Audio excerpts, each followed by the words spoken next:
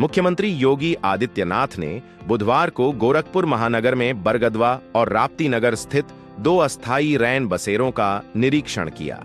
इस दौरान उन्होंने रैन बसेरों में ठहरे लोगों से बातचीत की और व्यवस्थाओं का जायजा लिया। मुख्यमंत्री ने जरूरतमंदों को कंबल व भोजन का वितरण भी किया। निरीक्षण के बाद उन्होंने अधिकारियों को निर्देश दिए कि प्रदेश में कोई भी व्यक्ति खुले में, फुटपाथ या रेलवे पटरियों पर न सोए और सभी जरूरतमंदों को रैन बसेरों की सुविधा उपलब्ध कराई जाए।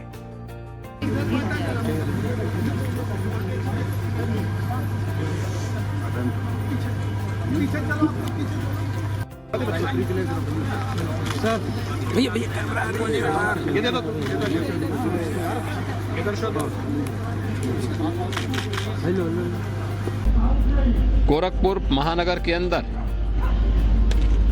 कुल 19 रेन बसेरे वर्तमान में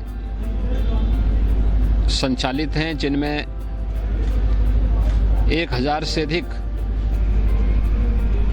जरूरतमंद जो फुटपाथ पर, पटरियों पर जहां तहां रहने के लिए मजबूर होते थे,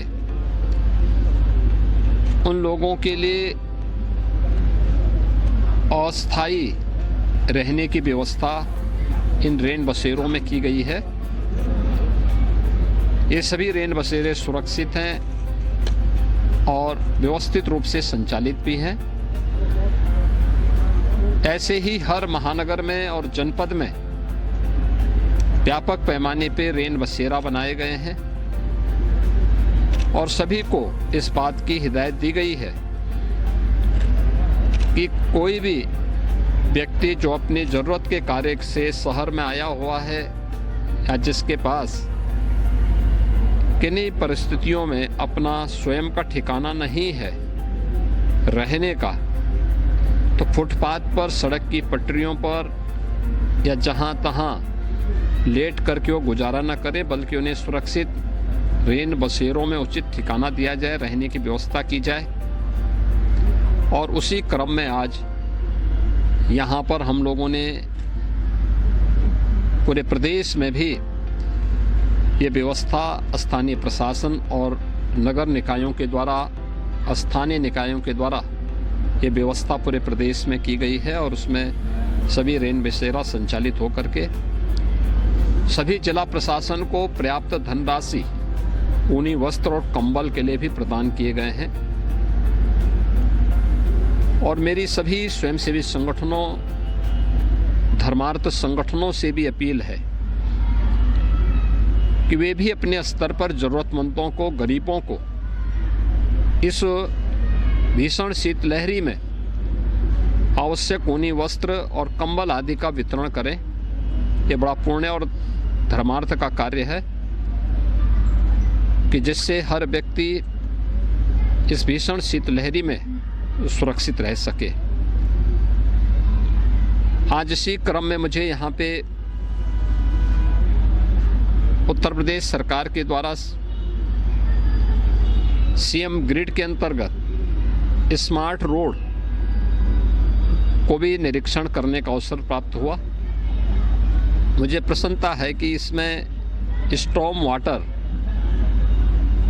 के साथ ही, उसके प्रबंधन के साथ ही यूटिलिटी डक भी बनाया गया है, जिसके माध्यम से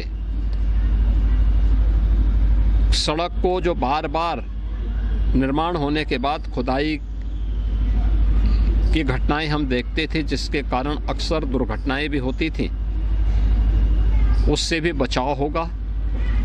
और बचाव होने के साथ ही यह भी एक महत्वपूर्ण है कि इस सीएम ग्रिड की योजना स्मार्ट रोड के साथ ही नगर निगम की एक निश्चित इनकम का आधार भी बनेगा, क्योंकि यूटिलिटी डग में जो भी सुविधाएं पाइपलाइन की है, केबलिंग की है, पीएनजी की है, इसमें जो भी सुविधा उसका उपभोग करेगा, जो भी विभाग इसका उपभोग करेगा और उपयोग करेगा, उसको निश्चित किराया उसको नगर निगम को वहन करना पड़ेगा।